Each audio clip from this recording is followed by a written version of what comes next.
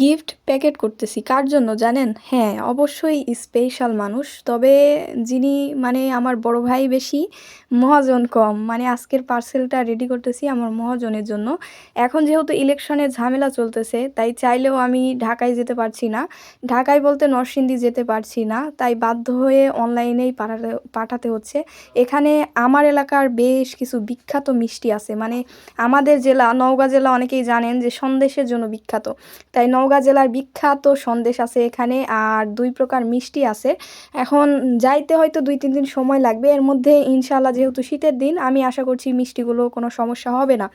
এখন দেখা যাক যে ভাইয়া অ্যাকসেপ্ট করে কিনা। আসলে ভাইয়া আমার মানে বিজনেস লাইফে এতটা সাপোর্টিভ, এত বেশি সাপোর্ট করেছে, আমার বিশ্বাস কোনো নিজের বড় ভাই হইলেও এতটা সাপোর্ট করতো না। আলহামদুলিল্লাহ একটা বড় ভাইয়ের মতো মহাজন পেয়েছি। আল্লাহর কাছে হাজার হাজার শুকরিয়া আদায় করি।